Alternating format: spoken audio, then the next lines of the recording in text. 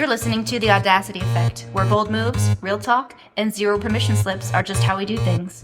We're Jenna and Kelly, two corporate pros building bigger lives on our terms and helping you do the same.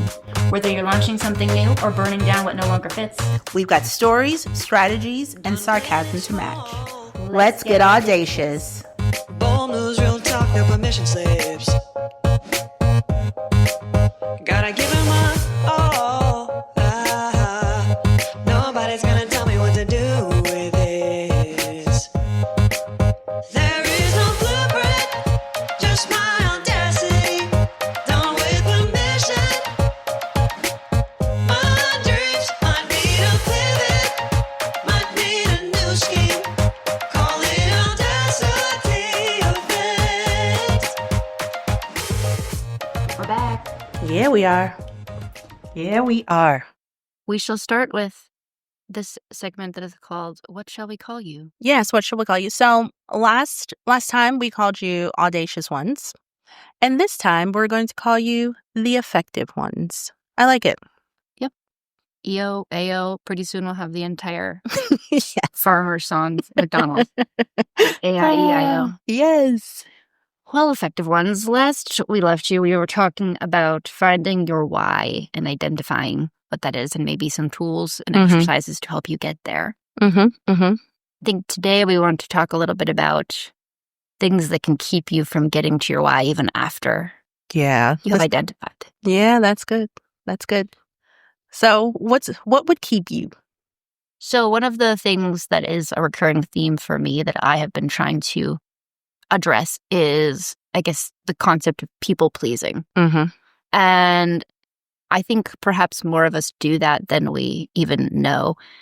So take a second next time you're doing something and ask yourself, I guess this still goes back to why. Yeah, it is. Why am I doing this thing?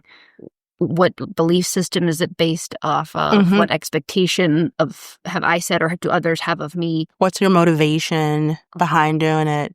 Yeah. Yeah. So I believe I've always had this, I want to be the good girl, the good child, Yes. firstborn. I'd say I'm not really type A. I'm like a type A and a half because I'm very cluttery for a type A. Okay. I have many unopened emails in my inbox. Oh my God. Yeah. Okay. I'm one of those. But Oh. like thousands. When I share my What do you screen, mean? I don't delete anything because I need it sometimes for stuff. But how do you know if you haven't opened it? Well, because when I search for it later, I'll be like, oh, look, I needed that and I didn't even know it. So, gentle ones, effective ones, if you haven't noticed, I am very type A. Yeah. Oh, I yeah. also try and give clothes away out of my closet and put them in trash bags and leave them in the trunk of my car for months. And then I rediscover them. And then I'm like, oh, look, treasures. Okay. Okay. Well, But I did bring something to Goodwill a couple weeks ago on my own. look at you. Anyways, I digress. You're being a good girl. Yes, good girl stuff. Rules, good girls, perfection. It's just what I felt was expected of me. Yeah. And something I want to get into maybe a little later when we go further down this path is I think at some point when you start sort of expecting that other people expect things of you, then they do start expecting those things of you. Yeah. I think it was an old therapist that told me something to the effect of if you imagine all the things you have to do as a circle and you are standing in the middle of it, and you're standing in the middle saying, why is no one helping me? I can't do this all by myself.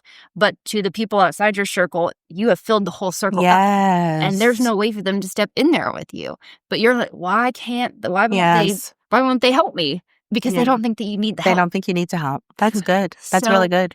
That's a thing. But let's go back to the beginning. I grew up very religious and I don't have a problem with religion. I think faith and many of the morals and ethics that come with it can definitely serve Yeah. you and serve a lot of people. They bring structure. There's a lot of ethical, moral, like discipline things that make sense in that space.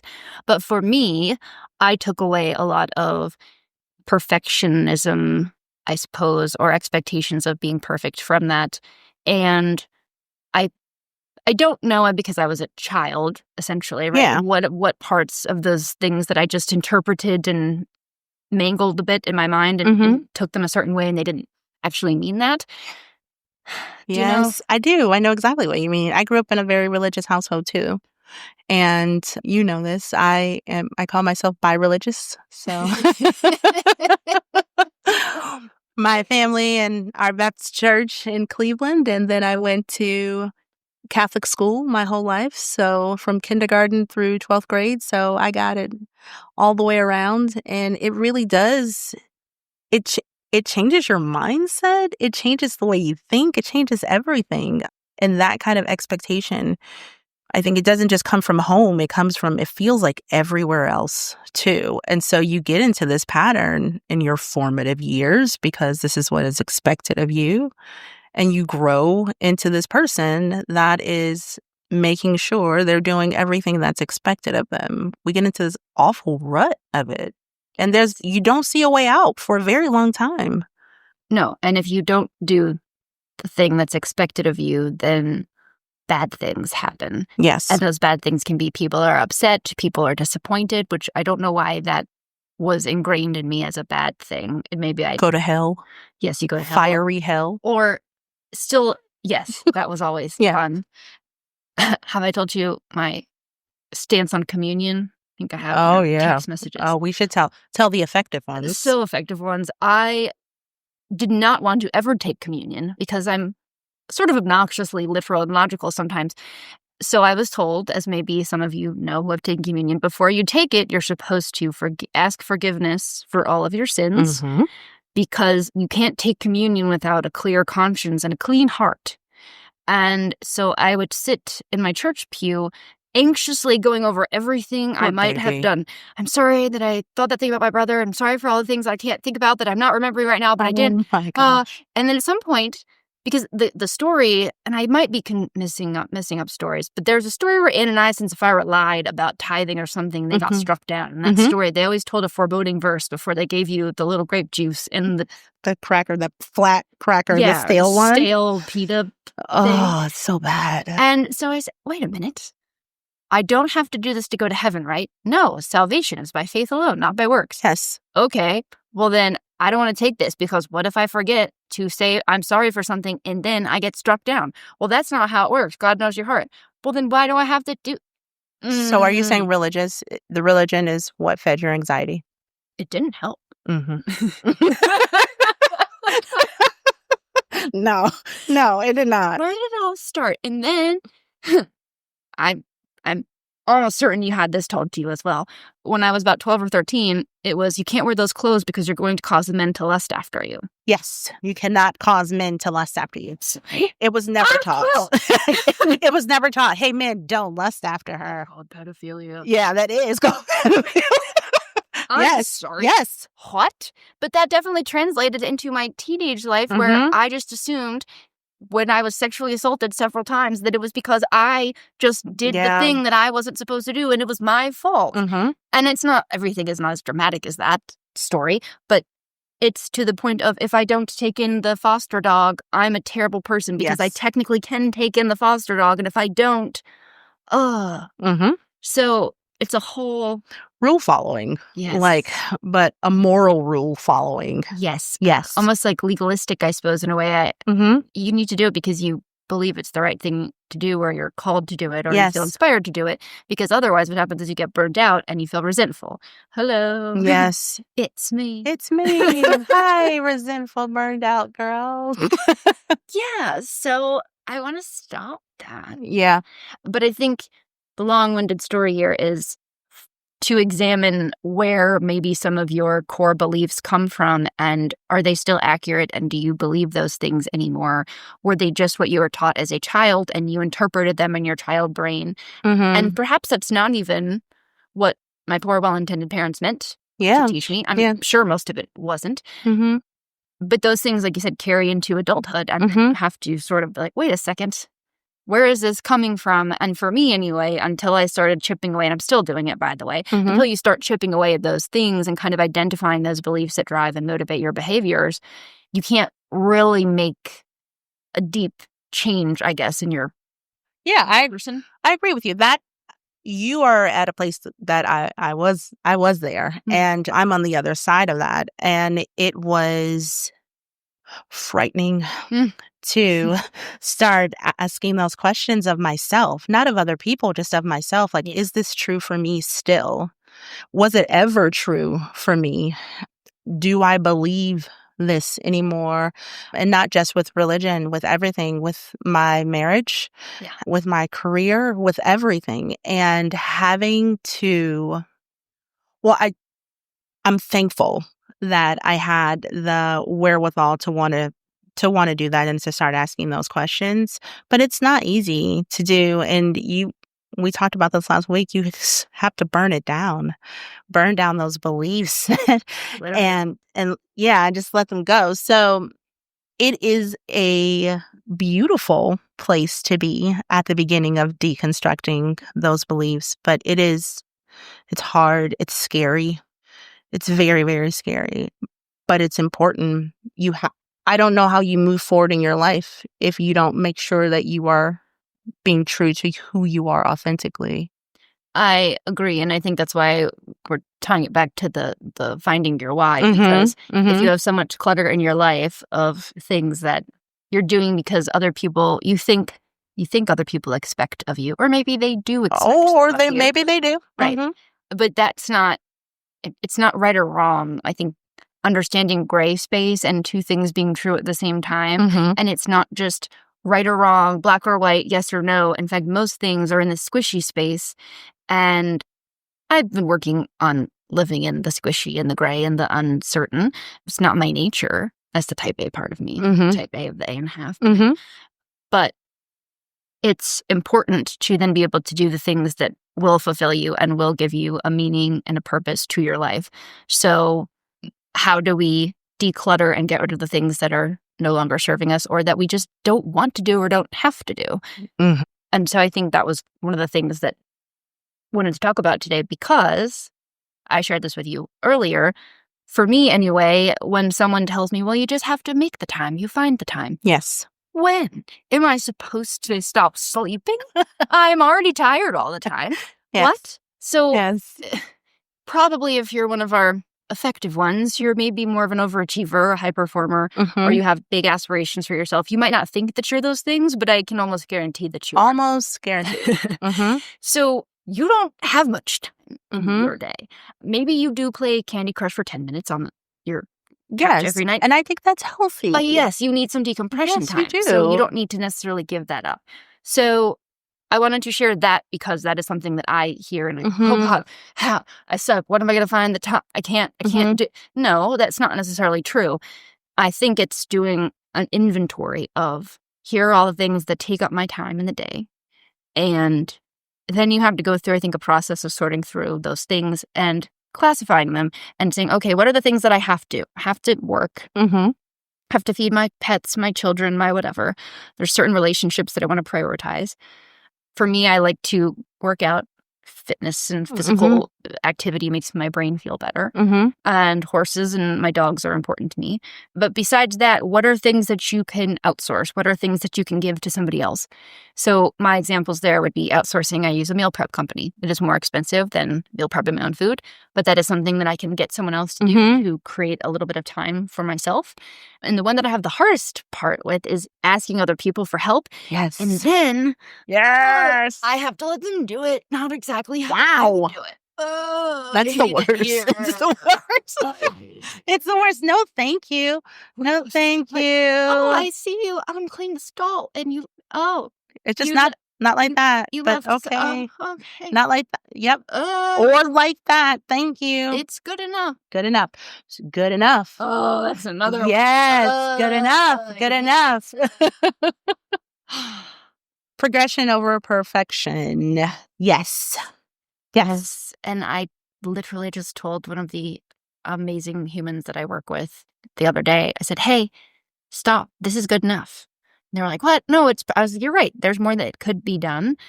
But I heard myself say it and I thought, oh, I need to say that to my own self. Yeah. Grab a mirror. Grab a mirror. Yeah. Yeah. I am one of those people that I won't outsource things. You know this about me. And I am so you can be both. You can be one that outsources some things, and then you could be one that absolutely needs to do it all, and neither is wrong. No. Neither is wrong. But I like that we're talking about ways to kind of finagle this time that you need to uncover and be who you are truly meant to be. Because you're right. At some point, you have to sleep. Yeah. I really need 8 hours, but I'm not be getting it. 7 to 9, and I have not either. I'm like a sleep girl. Mm-hmm. Sleep girly. I don't like to sleep in, but I like to sleep. Oh, I like to sleep in sometimes. But I like to get up, but there are days I'm sleeping in. Yeah. Well, if I didn't make poor decisions about dogs. Yes. I would Yes. to sleep in. So how do we start this process? What are we outsourcing? What do you outsource? So your meal prep. Oh, not a lot. Well, to be fair, my human partner does a lot of the house things, and I've asked him to pick things up or do errands for me, things like that, and he does, although he's picked up in his work as well. So that's been an adjustment. But sometimes, maybe not even outsourcing, but saying it's okay right now is I have a barn and horses. I think we talked about that last week, but I won't blow out the barn aisle. Just be a crazy rebel, and I won't blow it out. Or the house could absolutely be vacuumed. It should be vacuumed every single day. And sometimes I will, because I know it bothers Josh and it makes him feel nice for the house to be vacuumed. And so I have the mental and physical capacity to do that. Yeah. But other times I'm like, there's dishes in the sink. There's things I should be doing. I'm going to bed right now. But I have been trying to ask for more help at the barn. Yes, you have. Like, hey, could you guys pick this up for me? Or if people offer, I say, oh, yes. Yes, that would be That nice. would be great. And asking people to do other things at work and just letting them do the things. I've also been trying to be more aware about how approachable I am. So again, if you're one of the effective ones, you are probably all the things we said. And then you also maybe would relate to everything's always me. Everyone always expects me to do the things. No one ever helps me. Well, is it because they're scared of you and you're not approachable? Maybe. Is it because they're afraid to do it not exactly like you because they're going to get your, oh, I see you did it that way. That face. The face. Yes. I can hear how you look at how you're looking at me. Yeah. It's that face. And so, again, I guess it goes back to are you taking up all the space in your circle? Are you creating space for people to, whether it's emotional space, physical space, acceptance space? Because we have really high standards, I think sometimes people feel inferior being around us, and we have to. I don't feel that way. How do you do that, though? I don't know. Maybe saying things, I should fix my face, but that's not going to happen. You guys, it's not going to happen. That's just my face. That is just her face. I would get Botox, but I'd probably be allergic. Yep, she's not gonna. Yeah. So that's gonna happen. I've been trying to use my words and then thank you for doing this, or would you mind helping me with this particular thing? I think just asking for the help, honestly, is the biggest. I don't want to do it. Yeah. It's a failure of some kind. So just asking for the help, I think people are like, what? Oh, you want my help? This is like a little bit all over the place, but yeah. No, I like this because you're at a place where you're finally opening up and allowing others in, because it's the only way you're going to change. Yeah. That's truly the only way you're going to change. Yes, others. You let the others in. You let them help you, but you let them see you. There you go. That I'm not perfect. I don't know everything. I've been trying to say, I don't know more. I have no idea how to fix that. What do you think? Yes. Instead of always giving an answer. What has changed so far? Because this is new for you, that baby. What has changed? What have you noticed? Well, I think I've done it more so at work.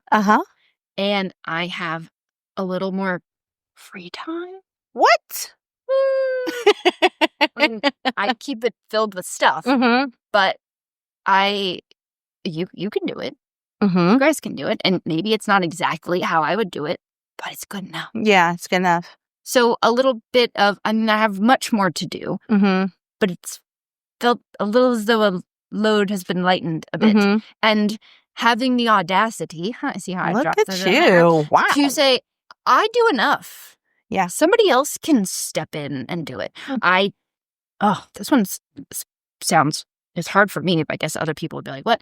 But I brought a dog back. I took a foster dog and I got it home, and it had behavioral issues that I couldn't handle. And so much of me wanted to just keep the dog, but it was stressing me out. And I said, I can't do this. If you can get the dog training, I would love to take the dog after that and work with it, but it is beyond my scope. And I had to bring that poor little dog back and watch it go, and it's perfectly well taken care of. It was and that was very hard for me. But guess what? I didn't have for the next 2 weeks. Stress, resentment, anxiety. I had sadness because I feel terrible and I want to help all the dogs. So I think those were two, work in and of itself. And then saying the dog was too much, that was a huge thing for me to say. Yeah. As silly as that might sound.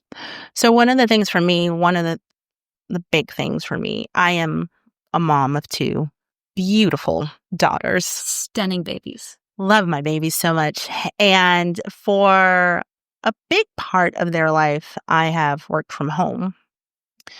And like so much so, my youngest, she thought I was making it up when I was talking about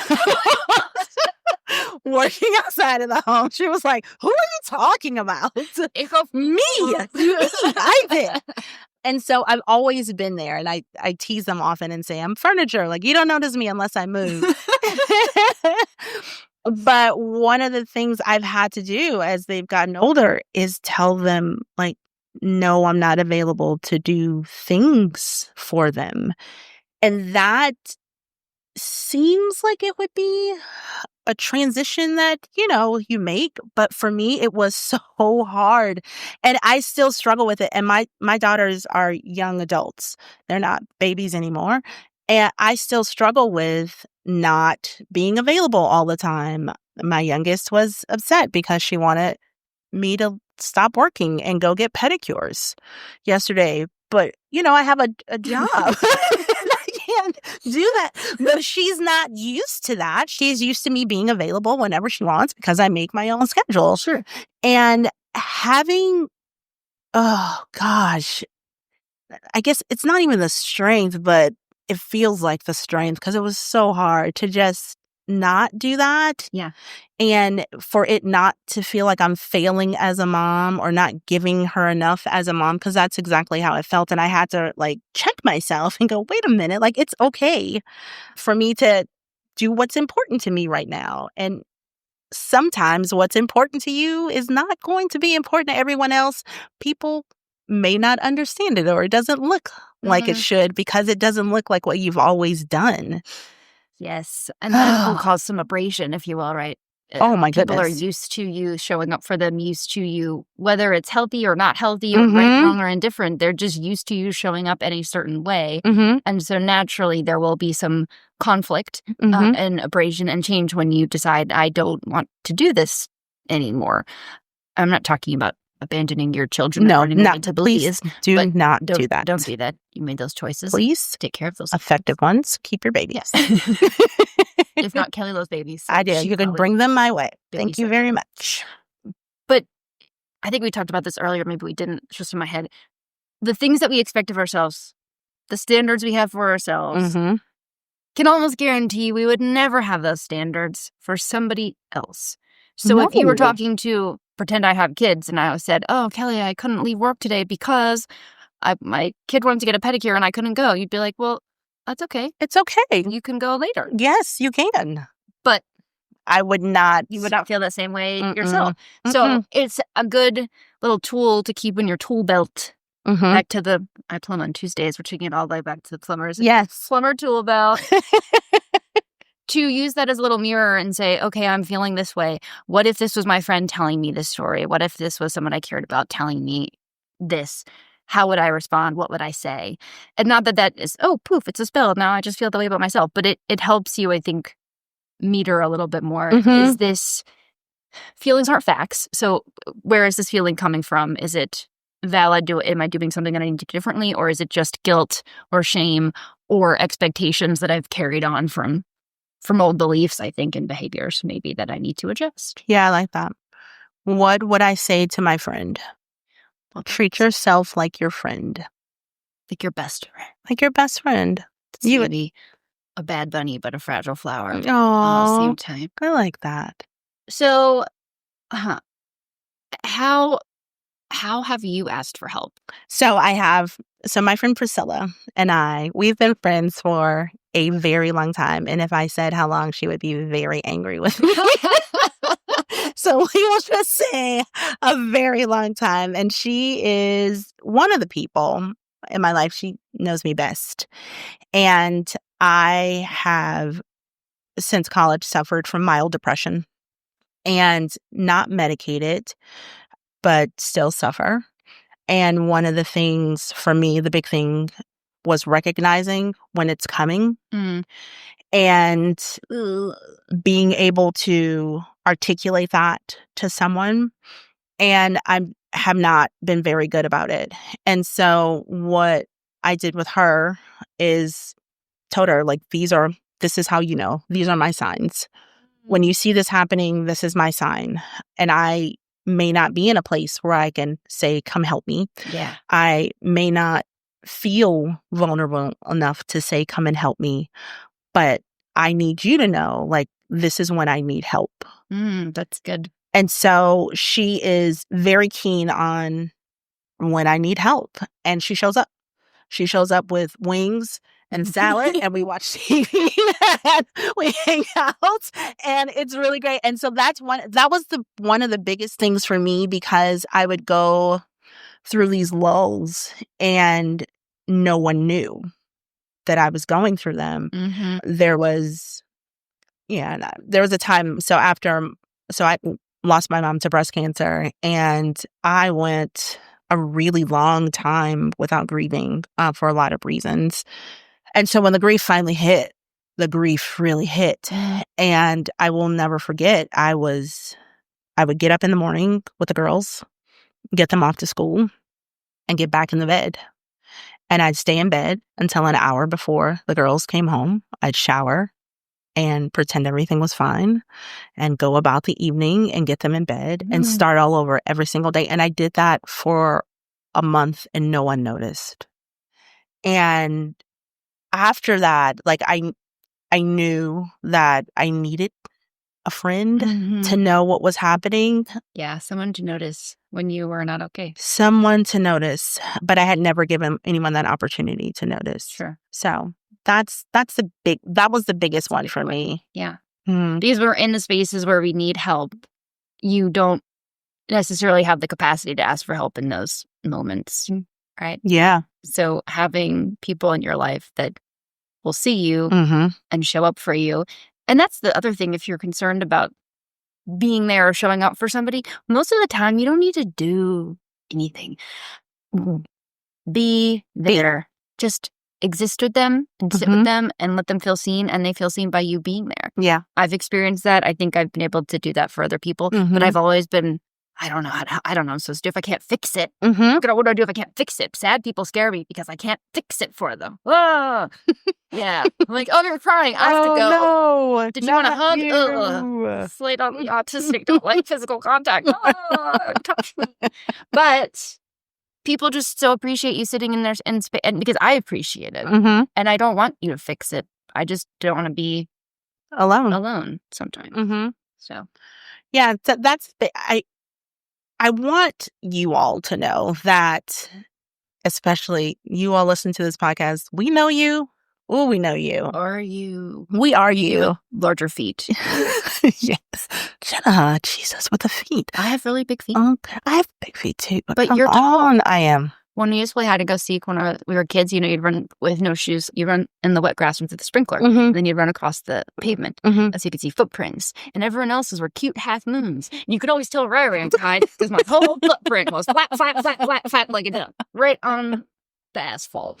Yes. So what I'm going to say to you people is that you effective ones, take some time and really figure out what's not serving you and where you could use support and start.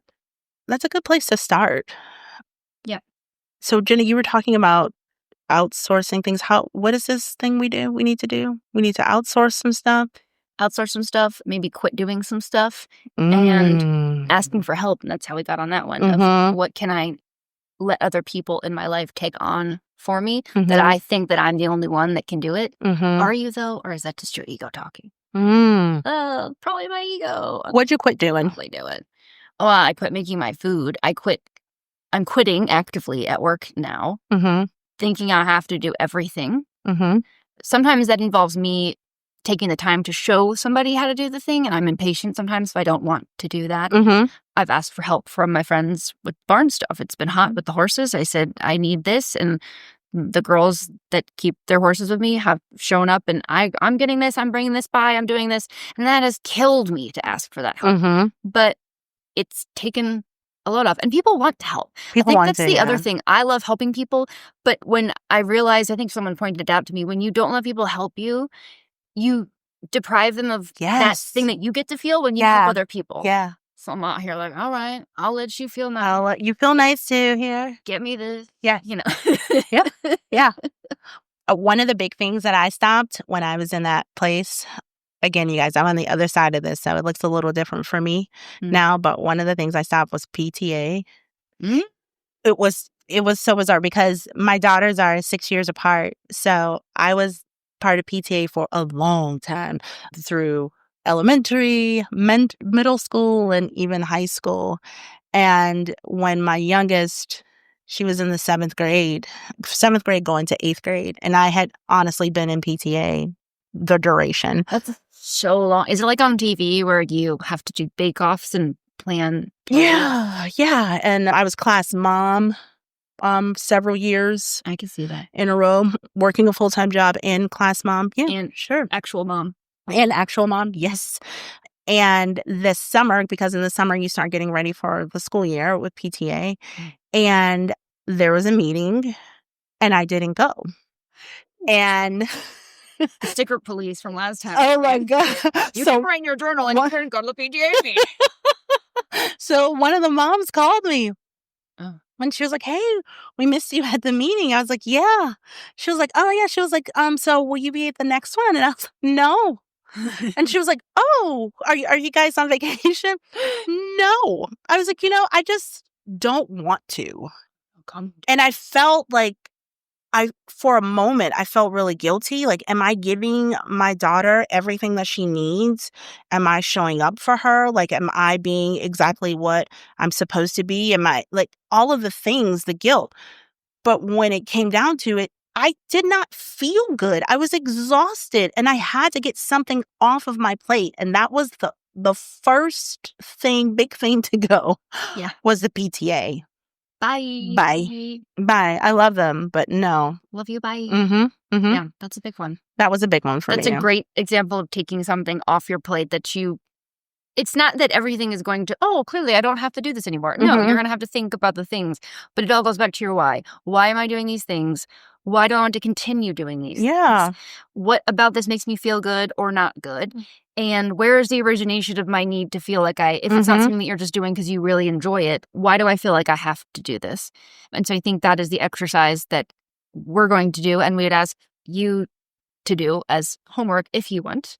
Yeah. Optional. Not another thing to do, but a thing if you want to. If you'd like to. If you'd like to. And I think that will help you get closer to being able to execute upon your why.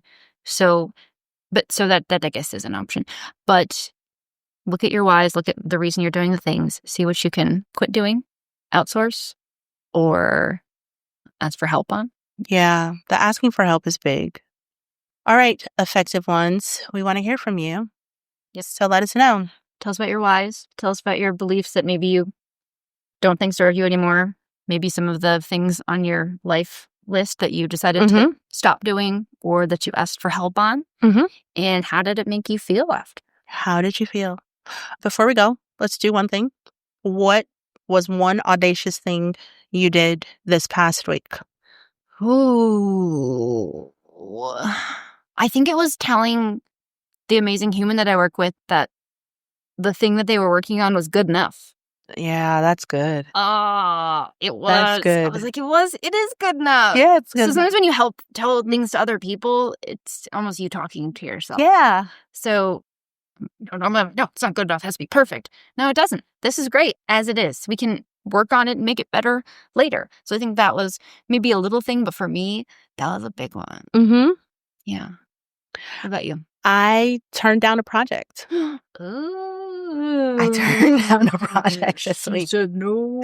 I said no because it didn't feel good. It would have been great, except it wouldn't have been. feel good. It would not have been. And so I said no to it. And, I'm still standing. All right, Effective Ones, we want to hear from you. Yep. Thanks for hanging out with us, and we'll talk to you again very soon. Later, taters. Bye. Bye.